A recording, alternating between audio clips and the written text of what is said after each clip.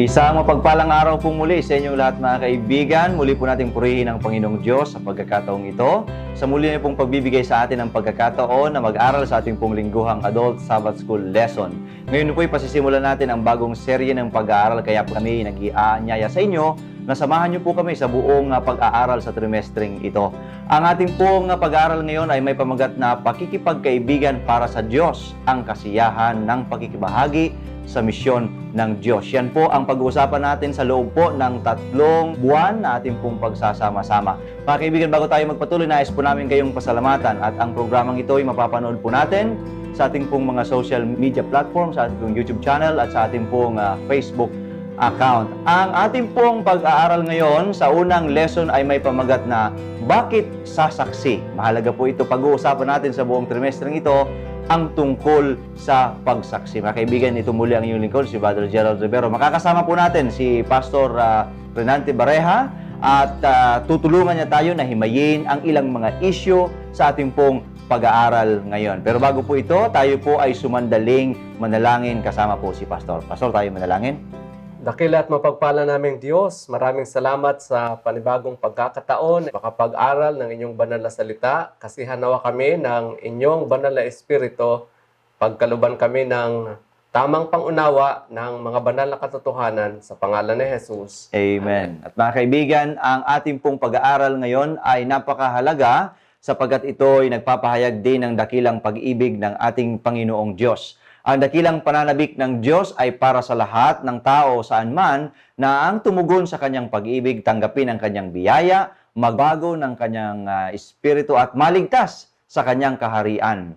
Wala siyang higit pang ninanais kaysa sa kaligtasan. Walang hanggan ang kanyang pag-ibig, walang sukat ang kanyang awa, walang katapusan ang kanyang pakikiramay, walang pagkaubos ang kanyang pagpapatawad. Walang limitasyon ang kanyang kapangyarihan. Ang ating Panginoong Diyos ay kaiba sa mga paganong Diyos-Diyosa na humihingi ng mga pag-aalay. Ang ating Diyos ay gumagawa ng pinakamataas na pag-aalay. Gaano man kalaki ang pagnanais nating maligtas, mas higit pa rin ang pag-aasam ng Diyos na iligtas tayo. Ang pagsaksi ay tungkol sa lahat kay Jesus. Ito'y tungkol lahat sa ginawa niya para iligtas tayo. Tungkol ito sa kung paano niya binabago ang ating buhay at tungkol sa kamangha-manghang katotohanan ng kanyang salita na nagsasabi sa atin tungkol sa kung sino siya at sa kagandahan ng kanyang karakter. Kaya ngayon po ipag-aaralan natin ang mga bagay tungkol sa pagsaksi, pakikipagkaibigan sa ating Panginoong Diyos. Ngayon mga kaibigan ay 3 bagay lamang ang ating pag-uusapan para lubos nating maunawaan ang leksyong ito. Una po, dadaanan sa ating pag-aaral ngayon, bakit kailangan ang pagsaksi? Pangalawa ay, ano ba ang dapat na maging driving force o ang ating motivation ng isang alagad sa kanyang pagsaksi? At ano ang damdamin ni Jesus kapag tayo ay nagsasaksi para sa Kanya? At paano ito makakatulong sa ating espiritual na buhay ng ating pakikipagsangkot sa gawain? Ito, Pastor, ang ating pag-uusapan. Ngayon ay puntahan natin ang unang issue na ating pag-uusapan. Bakit, Pastor, kailangan natin yung pagsaksi? Mahalaga ang pagsasaksi. Iniutos ito ng ating Panginoong si Jesus. Sabi niya sa Marcos 16:15 at 16. Diyan natin mababasa ang Great Commission. At sinabi po dito, at sinabi niya sa kanila, humayo kayo sa buong sanlibutan at inyong ipangaral ang ebanghelyo sa lahat ng nilikha. Ang sumasampalataya at mabautismuhan ay maliligtas, ngunit ang hindi sumasampalataya ay parurusahan. Nandyan, nakalagay ang utos ng Panginoon. Si Jesus ang nag-utos, ibinigay ang lawak ng misyon ng mga alagad at naroon yung kanyang intensyon. Para ang mga tao ay manampalataya at para ang mga tao ay magkaroon ng kaligtasan. Kasi ang kaligtasan ng tao ang siyang prioridad ng Panginoon. Binabanggit dyan ni Apostol Pedro sa 2 Pedro 3, talatang 9, pakibasa. Ganito po, hindi mabagal ang Panginoon tungkol sa kanyang pangako na gaya ng kabagalang itunuturing ng iba, kundi mataga sa inyo na hindi niya ibig na sino man ay mapahamak, kundi ang lahat ay dumating sa pagsisisi. Napakabuti ng Diyos. Matyaga siya. Ayaw niya na ang lahat mapahamak. Gusto niya lahat ng tao magsisi. At nang sa ganun sila ay magkaroon ng oportunidad na tumanggap ng kaligtasan. Pangalawang dahilan kung bakit tayo magsasaksi, ang sanlibutan natin ngayon ay puno ng kadiliman dahil sa kasalanan at kailangan itong mabigyan ng liwanag sa pamagitan ng ebanghelyo ng ating Panginoon. Tingnan natin ang binabanggit sa sulat ni Apostol Pablo kay Timoteo sa 2 Timothy chapter 3. Ngunit unawain mo ito na sa mga huling araw ay darating ang mga panahon ng kapighatian, sapagkat ang mga tao ay magiging maibigin sa kanyang sarili, maibigin sa salapi, mayayabang, mga mapagmalaki, mapanglait, suwail sa kanyang mga magulang, mga walang utang na loob, walang kabanalan, walang katutubong pag-ibig, mga walang habag, mga mapanirang puri, mga walang pagpipigil sa sarili, mababangis, mga hindi maibigin sa mabuti, mga taksil, matitigas ang ulo, mga palalo, mga maibigin sa kalayawan sa halip ng maibigin sa Diyos, na may anyo ng kabanalan, ngunit tinatanggihan ang kapangyarihan nito. Lumayo ka rin naman sa mga ito. Sapagkat mula sa mga ito, ang mga pumapasok sa sambahayan at binibihag ang mga hangal na babae na puno ng mga kasalanan at hinihila ng iba't ibang pagnanasa, na laging nag-aaral at kailanman ay hindi nakakarating sa pagkilala sa katotohanan. Ayan. Ang kalagayang moral ng mundo. May sinasabi si Sister White sa Minister of Healing, page 142. Ang sabi niya, nabubuhay tayo sa gitna ng isang epidemya ng krimen, kung saan nag-isip ang mga taong may takot sa Diyos, sa lahat ng dako ay nakatayo. Ang katiwalaan na nananaig, ito ay lampas sa kapangyarihan ng panulat para sa paglalarawan nito. Araw-araw ay nagdadala ng mga sariwang paghahayag ng kaguluhan sa politika, panunuhol at pandaraya. Araw-araw ay nagdadala ng nararamdamang sakit sa puso na bunga ng karahasan at kawalang batas, nang walang pakialam sa pagdurusa ng tao ng malupit, napakasakit na pagkasira ng buhay ng tao. Araw-araw, ito ay nagpapatotoo sa pagtaas ng pagkabaliw, pagpatay at pagpapakamatay. Sino ang maaring mag-alinlangan na ang mga ahensya ni Satanas ay nagtatrabaho sa mga kalalakihan na may pagtaas ng aktibidad upang makagambala, masira ang isip at dumihan at sirain ang katawan ng tao. Sabi pa niya, kinakailangan ngayon ng mundo kung ano ang kailangan noong 19 na taong daan ang nakalipas. Isang paghahayag kay Kristo. Ang isang mahusay na gawain ng reforma ay mangyayari sa pamamagitan lamang ng biyaya ng Kristo, na ang gawain ng pagpapanumbalik, pisikal, mental at spiritual ay maaring maisakatuparan. Pangatlong rason bakit tayo magsasaksi ay napakahalaga na tayo ay maglaan ng oportunidad para sa kaligtasan ng tao. Ano po? Ang Diyos naglaan ng panahon para ang tao ay maligtas, para ang tao ay makaalam ng salita niya at nang manampalataya sa Kanya at tanggapin siya bilang personal na tagapagligtas. Tayo ng mga tao din na magsasaksi, mahalaga na tayo maglaan ng panahon para sa kanila. Sapat kung ang ating sarili gusto nating maligtas, ay yung ating kapwa, ating kapatid yun sa pananampalataya, ating kapatid sa Panginoon. Kasi sa panalangin nga, sabi, Our Father, which art in heaven. So, siya ang ating Ama. Tayo ng mga tao, tumatawag siya na Ama namin. Hindi natin sinasabing, Ama ko, Ama namin. Ang ibig sabihin, tayo lahat magkakapatid. So, kung ako, gusto kong maligtas, yung aking kapwa, kapitbahay, kaibigan, relatives, kamag-anak, sila ay kailangan paglaanan nating panahon na maibahagi sa kanila ang katotohanan. Kaya pala, Pastor, gumamit ang ating Panginoong Diyos ng mga tao na tulad sa atin, na tayo'y makasalanan, dating makasalanan din, at siya ay gagamitin para iyong mga tao ay maibalik din sa makabuluhang relasyon sa ating Panginoong Diyos. Kaya mahalaga po ito, mga kaibigan, at ito ay ang pagtutuon ng oportunidad sa tao para sa kanyang kaligtasan ay mahalaga. Kaya pala kailangan natin na magkaroon tayo ng pagsaksi. May sinasabi si Santiago sa Santiago 5:19 at 20, Mga kapatid ko, kung ang sinuman sa inyo ay naliligaw mula sa katotohanan at siya ay pinapanumbalik ng sinuman, dapat niyang malaman na ang nagpapanumbalik sa isang makasalanan mula sa pagkaligaw sa kanyang landas ay magliligtas ng kaluluwa mula sa kamatayan at magtatakip ng napakaraming kasalanan. Oh, Ayun. napakaganda ng binanggit ni Apostol Pablo na kapag ang isang tao na pabalik natin sa Panginoon, iniligtas ng Panginoon ang kanyang kaluluwa sa pamamagitan ng paggamit ng Panginoon sa atin na sila'y lumapit sa Panginoon at tanggapin siya bilang personal na Amen. tagapagligtas. Bago natin puntahan, Pastor, yung pangalawang punto, bakit kaya ang Panginoong Diyos ay gumamit siya ng mga makasalanang tulad natin, tulad ng punto natin? Bakit kaya hindi na lang siya gumamit ng ibang means? Halimbawa, yung anghel papuntahin dito sa atin. Bakit kaya yung tao na makasalanan pa ang kanyang ginamit? Yun ang panukala ng Diyos. Mhm. Parang nais niya na ang tao ay maging kamanggagawa niya sa pag-abot ng kanilang kapwa-tao para sila ay makaalam ng katotohanan. Mhm. Kung sa totoo lang, kaya yun ng Diyos. Yes, oo. Pero kailangan niyang gamitin tayong tao for our development. Yeah, yun. Para din tayo ay lumago. Una sa pagkakilala sa Kanya at lumago yung ating kabuhayang Kristiyano. Tumaas ang espiritualidad natin. Ayun, maganda po mga kaibigan yan. At napatunayan natin at na-establish po natin yung mga rason kung bakit tayo ay kinakailangang magsaksi. Pangalawa po, na ating pag-aaralan ang ating i-discuss. Ano ang dapat na motivation, Pastor, ng isang tao na sumasaksi? Una, dapat yung pag-ibig. Mhm. Pag-ibig sa Diyos na siyang nag-utos na tayo sasaksi at pag-ibig sa ating kapwa na siyang ating pagsasaksihan Mhm. para sa Panginoon. Dapat yung pag-ibig ang nag-uudyok sa atin sa lahat ng ating mga Oo. ginagawa. Alam mo, sa pagsasaksi, Sir Gerald, hindi madali. Mhm. Mahirap yan. Mhm.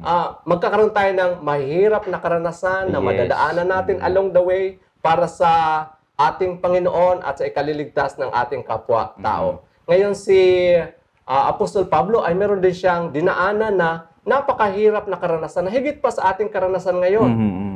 Tingnan mo yung kanya experience. Ganito po ang pagkasabi sa 2 Corinthians 5:14-15, ang pag-ibig ni Kristo ang humihimok sa amin, sapagkat kami ay lubos na naniniwala na ang isa ay namatay para sa lahat, kaya't ang lahat ay namatay. Siya ay namatay para sa lahat, upang ang mga nabubuhay ay huwag nang mabuhay para sa kanilang sarili, kundi para sa Kanya, alang-alang sa kanila ay namatay at muling nabuhay. Yan. Basahin mo rin ang Corinthians chapter 4 verses 8 to 9. 2 Corinthians 4:8-9, sa bawat panig ay pinagmamalupitan kami, subalit hindi nadudurog. Nalilito, subalit hindi nawawalan ng pag-asa. Pinag-uusig, subalit hindi pinababayaan. Inilulugmok, subalit hindi napupuksa. Diyan makikita mo yung karanasan ni Paul, no? Ang hirap nun. Yoho. Sa magkabi-kabila, ang daming mahirap nilang karanasan. Mhm.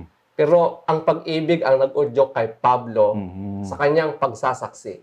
Dinaanan niya ang matinding pagsubok, kapighatian, kahirapan, alang-alang sa pagbabahagi ng Ebanghelyo. Mhm. Sabi, ang pag-ibig ni Kristo ang humihimok sa amin, ang sabi ni Paul. Ang salitang humihimok, ito ay nangangahulugang kumokontrol o labis na umuudyok. So ang pag-ibig ni Kristo ang kumokontrol sa mga kilos ni Apostol Pablo at nag-udyok sa kanyang pagsasaksi. Kaya anuman yung mahirap niyang karanasan, siya ay nagtagumpay. Dahil mahal niya yung Diyos na kanyang nire-represent at yung kapwa-tao. Sabi sa Adventist Home, page 425, dapat manahan ang pag-ibig sa puso. Ang isang lubusang Kristiyano ay hinuhugot ang kanyang motibo ng kilos mula sa kanyang malalim na pusong puno ng pag-ibig sa kanyang Panginoon. Pataas mula sa mga ugat ng kanyang damdamin para kay Kristo, ito ay dumadaloy ang isang di makasariling interes para sa kanyang kapatid. Yun ang motivation na naroon kay Paul, yung kanyang interest, malalim na interest para sa ikaliligtas ng mga tao na kanyang pinaglilingkuran. Sa madaling sabi, Pastor, ito ay pag-ibig ng... kasi kung wala kang pag-ibig dito sa pagsaksi, Pastor, sa madami ng karanasan na mga mapapait na nararanasan natin sa pagsasaksi, ay posibleng hindi na natin ituloy. Ngayon, Pastor, ay bilang alagad ng ating Panginoong Diyos, si Pablo, ganun ang kanyang naranasan. Sa inyo rin pong karanasan bilang manggagawa, bilang pastor, marami ding mga kapaitan. Pero pastor, ano naman ang motivation ninyo? Bakit hanggang ngayon ay ipinagpatuloy ninyo itong paglilingkod sa ating Panginoon? Abay, tinitingnan ko ang karanasan ng Panginoon. Sabi ko, yung mga mahirap kong karanasan sa ministry, sa paglilingkod, wala pa yun sa kalingkingan na ginawa ni Kristo para sa akin, para sa atin. So, yung sakripisyo na ating ginagawa ngayon, hindi pa yung katumbas ng sakripisyo na ginawa ni Kristo para sa ating kaligtasan. Ganun din sa ating paggawa para sa ating kapatid, marami ding sacrifices. But, lahat ng yun ay nawawala kapag tingnan natin si Kristo na ating halimbawa na gumagawa ng lahat para sa ikaliligtas natin. Ibig sabihin na ang pinaka-modelo natin dito, Pastor, ay ang ating Panginoong Hesus. Na ano naman ang papakinabangin niya kung hindi tayo maligtas? Kundi dahil sa kanyang pag-ibig na hindi natin masukat, siya ay merong pagsasakripisyo hanggang doon sa kamatayan sa cross. Napakasarap po ng ganitong pag-aaral, mga kaibigan, na talagang nagpapatunay sa atin na mahal tayo ng ating Panginoong Diyos at ang kanyang bayan, ang kanyang mga lingkod ay inaasahan din na magpahayag ng pagmamahal na ito sa pamamagitan ng pagsaksi. Kaya po pag-ibig ang pinakasusi o pinaka-motivating factor upang tayo ay magsaksi. Dito na tayo, Pastor, sa isa pang napakahalagang punto ng ating pag-aaral. Ano ang damdamin ni Jesus kapag tayo ay nagsasaksi para sa Kanya? Ano kaya ang kanyang nararamdaman? At paano naman itong pagsaksi nakakatulong sa ating spiritual na buhay, sa ating pakikipagsangkot sa gawain? Pakibasa, Sir Gerald, sa Luke 15:6-7.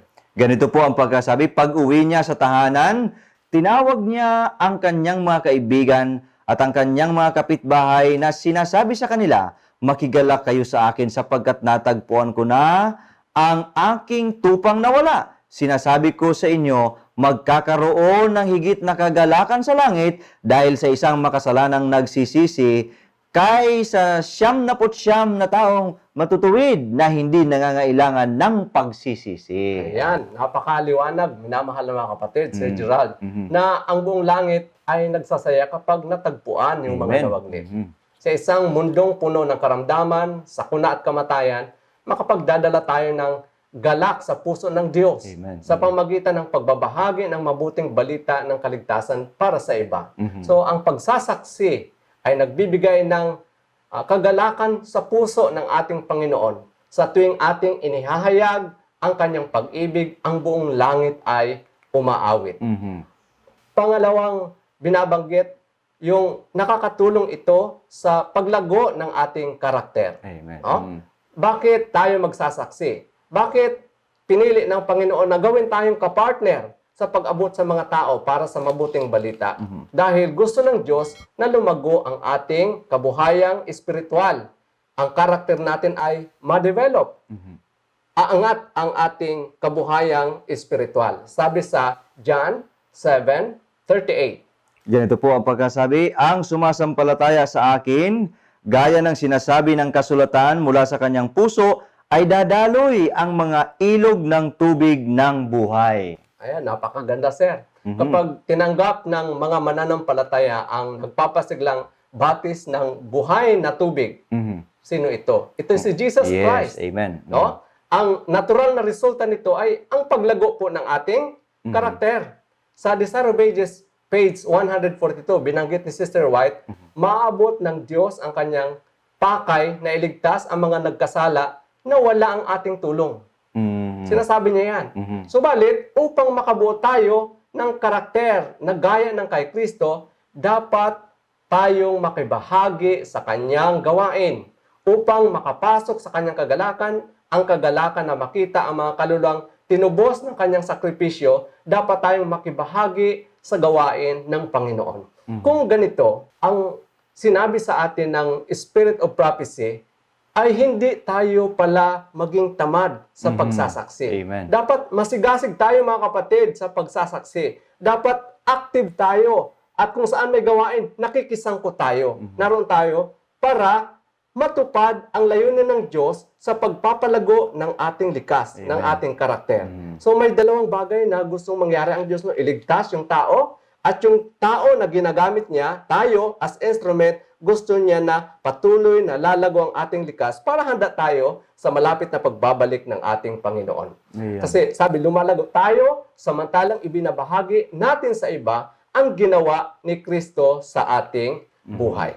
Kaya napakahalaga nito, Pastor, na ating pag-aaral sapagkat ang ating Panginoong Hesus pala at ang ating Panginoong Diyos ay hindi siya yung sinasabing makasarili na bahala na kayo. Kaya malinaw sinasabi ni Miss Ellen White, kaya niya naman sanang gawin, maaabot ng Diyos ang mga tao upang sila ay baguhin sa anumang paraan. Pero nasagot yung tanong natin kanina, bakit nga ba kailangan gamitin niya yung mga tulad sa atin na mga makasalanan? Ang purpose pala nito ay para rin uli sa ikabubuti ng taong makikipagsangkot sa pagsaksi. Ayan. Tama. Kaya doon tayo, Pastor, sa unang nabanggit, yung palang pakikipagsangkot natin sa gawain, nagbibigay ng buong kagalakan sa ating Panginoong Diyos. Ano, Pastor? Yes. So, hindi lang doon sa isang tao na nagsisi, kundi doon sa gumawa para maging dahilan ng pagsisisi, ay natutuwa ang ating Panginoong Diyos sa pagkakataong yon. Kaya, Pastor, ang isang kagalakan dito ay yung ating paglilingkod ay hindi pala nagiging sayang yun, Pastor, Totoo sa yan. ating Panginoon. Naramdaman nyo na po ba na may mga panahon na para bagang sayang yung paglilingkod, walang bunga yung paggawa dito? Ano ang naging reaksyon ninyo sa mga ganong pagkakataon? Hindi naman lahat ng paggawa natin, merong, sabi niyan, very overwhelming na bunga. Meron dyan talagang, ano ang posibleng maibigay mong advice sa ating mga kaibigan, sa ating mga kapatid na nanonood, na sa kabila ng kanilang paggawa ay para bagang walang masyadong bunga. Ano mang gawain na kinasasangkutan natin sa gawain ng Panginoon, makikita natin sa ating makataong pagtingin na parang failure. Parang failure, oo. Pero sa paningin ng langit, walang failure doon. Kasi yun ay paggawa sa gawain ng Panginoon, kasangkot tayo doon sa paggawa na yaon, may layunin ang Diyos. Bakit tayo ay binagkalooban niya ng pagkakataon na makaranas ng ganon? Kailangan lang natin magtiwala sa Diyos. Kasi sa panahon na yon, maring ang bunga noon ay pagtatanim. Pagtatanim ng binhi ng katotohanan. Hindi ipinagkaloob sa iyo ng Panginoon ang panahon para ikaw ang mag-ani. So ikaw ang nagtanim, iba ang aani. Susunod na darating na mga ngaral, yun ang mag-aani nung iyong itanim. So walang sayang doon. Sa halip, maging magalak tayo sapagkat sa pagkakataon na ginamit tayo, sa pagtingin natin walang bunga, sa Panginoon may bunga yun. Amen. Limitado lang yung ating pagtingin, yung ating pananaw. Pero sa Diyos ay, sa gawain na ating ginagampanan, wala doong sayang. Amen. So maganda ito, Pastor, sapagkat kumisan ang ibang mga kapatid, mga kaibigan natin ay para bagang nagdadalawang isip na nawawala na ng pag-asa. Wari bagang walang bunga yung kanilang ginawa. At pinatutunayan natin ngayon na sa mata ng ating Panginoon, yun ay merong napakahalagang bahagi. In fact, binanggit natin na natutuwa ang ating Panginoong Diyos. At ang pangalawa na binanggit mo, Pastor, kanina ay yung palang paggawa natin sa Panginoon ay merong napakahalagang bagay. Yun ay ang paglago natin sa ating spiritual na buhay. Yan. So mga kaibigan, napakaganda po ng ating pag-aaral ngayon.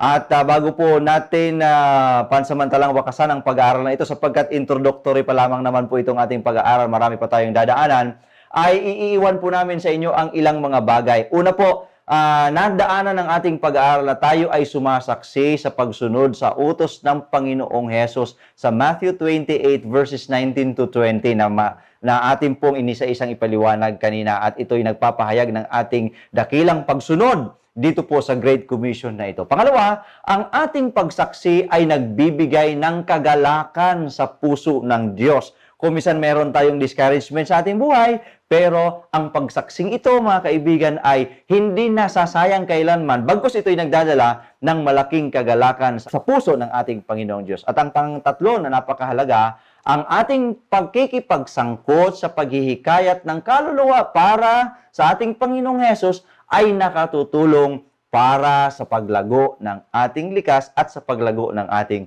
spiritual na buhay. Kaya po, itong lesson natin ito ay very interesting. Kaya po, inaanyayahan namin kayo na mas lalo pa nating pag-aralan. Nang sa ganon ay samahan niyo po kami sa susunod pang mga pag-aaral. So mga kaibigan, bago kami magpaalam, ay muli pong mananalangin muna ang ating pong kasama, si Pastor Bareha, para muling pasalamatan ang Panginoong Diyos sa pagsama sa atin. Pastor, tayo manalangin.